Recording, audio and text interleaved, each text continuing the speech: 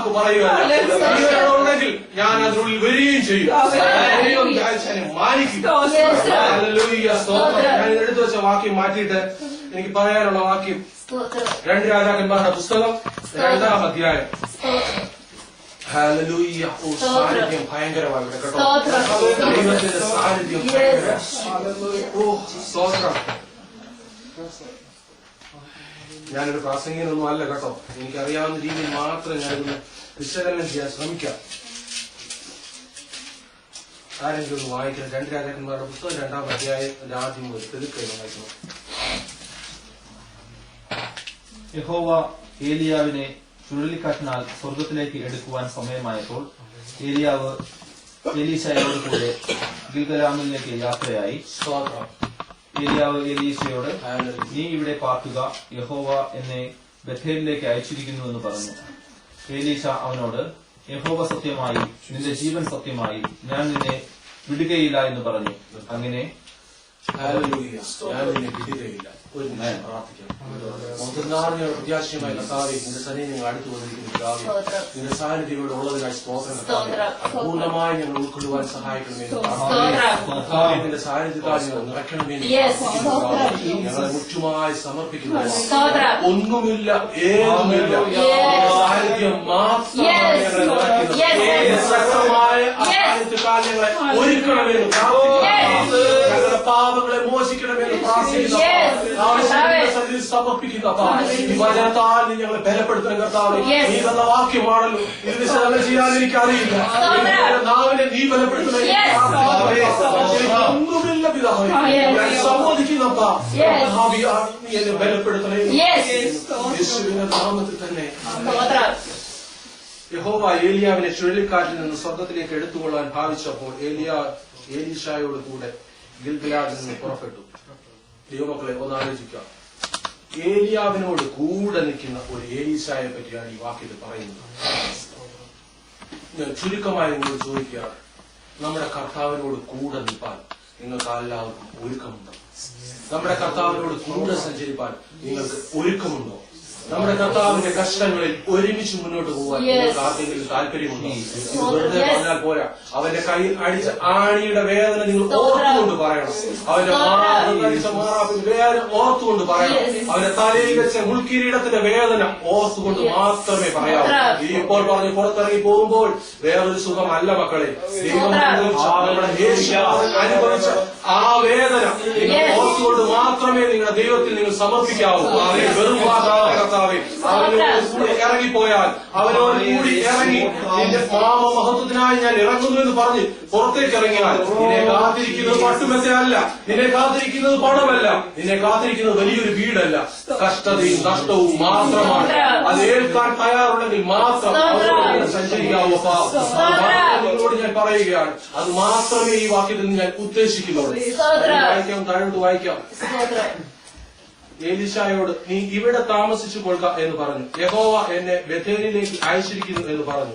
എലീശ അവനോട്, യഹോവയാണ്, നിന്റെ ജീവനാണ്, ഞാൻ നിന്നെ വിടുകയില്ല എന്ന് പറഞ്ഞു. നോക്കുക, ഏലിയാവ് എലീശായെ ഒഴിവാക്കാൻ വേണ്ടി പറയുകയാണ്, നീ ഇവിടെ താമസിച്ചു കൊള്ളുക, എനിക്ക് വേറെ വഴിയുണ്ട്. എങ്കിൽ എലീശ പറയുകയാണ്, ഇല്ല ഏലിയാവേ, ഞാൻ നിന്നെ വിടുകയില്ല. ഞാൻ വിടുകയില്ല എന്ന് മാത്രമല്ല പറഞ്ഞു, എന്റെ യഹോവയാണ്, ഞാൻ നിന്നെ വിടുകയില്ല. അതിനപ്പുറം ഒരു സത്യമില്ലല്ലോ. എന്റെ ദൈവത്തെ മുറുകെ പിടിച്ച് മുന്നോട്ട് പോകാൻ എന്റെ ദൈവമക്കളെ നിങ്ങൾക്ക് സാധിക്കുമോ? എന്തിനാണ് അവൻ അത് പറഞ്ഞതെന്ന് അറിയാമോ? ഓരോ വാക്യങ്ങൾ താഴോട്ട് വരുമ്പോൾ വായിക്കുന്നുണ്ട്. അവൻ വേറെ സ്ഥലങ്ങളും തിരഞ്ഞെടുത്തു. വായിച്ചോട്ട് ബ്രദറെ. ബഥേലിലെ പ്രവാചക ശിഷ്യന്മാർ എലീശയുടെ അടുക്കൽ വന്ന അവനോട്, യഹോവ ഇന്ന് നിന്റെ യജമാനനെ നിന്റെ അടുത്ത് നിന്ന് എടുത്തുകൊണ്ടു പോകുമെന്ന് നീ അറിയുന്നുവോ എന്ന് ചോദിച്ചു. അതിന് അവൻ, അതെ, ഞാൻ അറിയുന്നു, നിങ്ങൾ മിണ്ടാതിരിപ്പിൻ എന്ന് പറഞ്ഞു. ഏലിയാവ് അവനോട്, എലീശായെ, നീ ഇവിടെ പാർക്കുക, യഹോവ എന്നെ യെരൂഹോവിലേക്ക് അയച്ചിരിക്കുന്നുവെന്ന് പറഞ്ഞു. അതിന് അവൻ, യഹോവ സത്യമായി, നിന്റെ ജീവൻ സത്യമായി, ഞാൻ നിന്നെ വിടുകയില്ല എന്ന് പറഞ്ഞു. അങ്ങനെ ശ്രദ്ധിക്കുക, ഇതിനകത്തില് രണ്ടാമതും പോയപ്പോൾ എലീശായോട് പ്രവാചക ശിഷ്യന്മാർ, എന്റെ സഹോദര, ഇതിനകത്തിൽ നിന്നൊരു വാക്യം ഞാൻ പെട്ടെന്ന് ഓർത്തുപോകുകയാണ്. ഷെഫീൽഡ് ക്രിസ്ത്യൻ ഫെലോഷിപ്പിനെ നടക്കുന്ന രജിത് പാസ്റ്ററെ ഒന്ന് ഓർത്തുകൊള്ളുക. സഹോദരന്റെ കൂടെയുള്ളവരിൽ നിന്നും കഷ്ടവും നഷ്ടവും ഒരുപാട് ഏൽക്കേണ്ടി വരും. സഹോദരൻ സ്നേഹിക്കുന്നവരിൽ നിന്നും ഒരുപാട് പ്രശ്നങ്ങൾ ഏൽക്കേണ്ടി വരും. ദൂരെ നിന്ന് ഒരുപാട് സഹോദരനെ കുറ്റം പറയുന്നുണ്ട്. ഞാൻ ശരിക്കും കാണുന്നു കർത്താവെ, അതിൽ നിന്ന് എല്ലാം മോചനം തേടാൻ എന്റെ ദൈവം എന്റെ സഹോദരനെ സഹായിക്കട്ടെ എന്ന് മാത്രമാണ് ഞാൻ പ്രാർത്ഥിക്കുന്നത്. നിന്ദയും പരിഹാസവും ഒരുപാട് ഏറ്റിട്ടുണ്ട്, തീർന്നിട്ടില്ല, ഇനിയും കിടക്കുന്നു, ഒരുപാട് കിടക്കുന്നു. ഈ UK മൊത്തം ദൈവത്തിന് വേണ്ടി വേല ചെയ്യുവാൻ സഹോദരൻ നിയോഗിച്ചിട്ടുള്ള ദൈവമാണ്.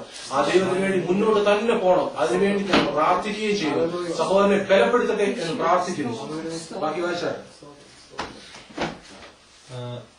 എരീഹോവിലെ പ്രവാചക ശിഷ്യന്മാർ എലീശയുടെ അടുക്കൽ വന്ന് അവനോട്, യഹോവ എന്ന് നിന്റെ യജമാനെ നിന്റെ അടുക്കൽ നിന്ന് എടുത്തുകൊണ്ടുപോകുമെന്ന് നീ അറിയുന്നുവെന്ന് ചോദിച്ചു. തീർക്കാം. ഇതിൽ നിന്ന് ഞാൻ മനസ്സിലാക്കുന്ന ഒരു കാര്യം, നമ്മൾ ദൈവത്തെ മുറുകെ പിടിച്ച് മുന്നോട്ട് പോകുമ്പോൾ നമുക്ക് കഷ്ടവും നഷ്ടവും മുന്നോട്ട് വരുമ്പോൾ നമ്മുടെ കൂടെ നിൽക്കുന്നവർ ദൂരത്ത് നിന്ന് നമ്മളെ കളിയാക്കും. നീ എന്തിനാണ് ഈ ദൈവത്തെ സേവിക്കുന്നത്? നിന്റെ ദൈവം നിനക്ക് എന്ത് ചെയ്യും? എന്താണ് നിന്റെ ദൈവം നിനക്ക് തന്നത്? നിനക്ക് തന്നത് ഈ കടപ്പാരമാണ്, നിനക്ക് തന്നത് ഈ രോഗമാണ്, നിന്റെ ഉട്ടവരുടെയും ഉടയോവരുടെയും വേർപാടാണ് നിനക്ക് നിന്റെ ഈ ദൈവം തന്നത്. എന്റെ സഹോദരൻ, നീ തിരിച്ചു വരിക, നീ ഞങ്ങളോടൊന്നിച്ച് സൂഹിക്കുക എന്നുള്ളൊരു ആശയം ഇതിനകത്ത് കിടക്കുന്നതായിട്ട് ഞാൻ ഊഹിക്കുന്നു. പിതാവ് മക്കളെ, ബാക്കി വായിക്കാം സഹോദരൻ. അതെ, ഞാൻ അറിയുന്നു, നിങ്ങൾ മിണ്ടാതിരിപ്പിനെന്ന് പറഞ്ഞു. ഏലിയാവ് അവനോട്, നീ ഇവിടെ പാർക്കുക, യഹോവ എന്നെ യോർദാനിലേക്ക് അയച്ചിരിക്കുന്നുവെന്ന് പറഞ്ഞു. അതിന് അവൻ, യഹോവ സത്യമായി, നിന്റെ ജീവൻ സത്യമായി, ഞാൻ നിന്നെ വിടുകയില്ല എന്ന് പറഞ്ഞു. അങ്ങനെ അവർ ഇരുവരും കൂടെ പോയി. പ്രവാചക ശിഷ്യരിൽ 50 പേർ ചെന്ന് അവർക്കെതിരെ ദൂരത്ത് നിന്നു. നിർത്താം. നമ്മുടെ സഹോദരൻ ചർച്ച നയിക്കുമ്പോൾ ദൂരെ നിന്ന് ഒരുപാട് മക്കൾ നോക്കുന്നുണ്ടാകും. ഒരു മതിൽ തന്നെ ഉദാഹരണം എടുക്കാം. ആ മതിൽ അപ്പുറത്ത് എത്തി നോക്കുകയായിരിക്കും, ഈ സഹോദരൻ എവിടം വരെ പോകും. ഇത് ഞാൻ ഒരുപാട് കണ്ടിട്ടുള്ളതല്ലേ. ഈ സഹോദരൻ ഒരു ദിവസം തിരിച്ചു വരുവായിരിക്കും. ഞങ്ങൾ ഒരുപാട് പാസ്റ്റർമാരെ കണ്ടിട്ടുള്ള ഇവരുടെയൊക്കെ അവസാനം എഴുതാം. ഇവര് കുറെയൊക്കെ മുന്നോട്ട് പോകും, പിന്നെ ഗതിയില്ലെന്ന് വരുന്നുണ്ട്, തിരിച്ചിങ്ങി പോരും. അതുകൊണ്ട് നമുക്ക് കുറച്ച് ദൂരത്ത് നിന്ന് കാണാം, ഒന്ന് ചിരിക്കാം, ഒന്ന് സന്തോഷിക്കാം. എങ്കിൽ അവർക്ക് തെറ്റിപ്പോയി. ബാക്കി വായിക്കുന്ന അവർ ഇരുവരും ജോർദാനരികിൽ നിന്നു. അപ്പോൾ ഏലിയാവ് തന്റെ മേലങ്കി എടുത്തു മടക്കി വെള്ളത്തിലടിച്ചു.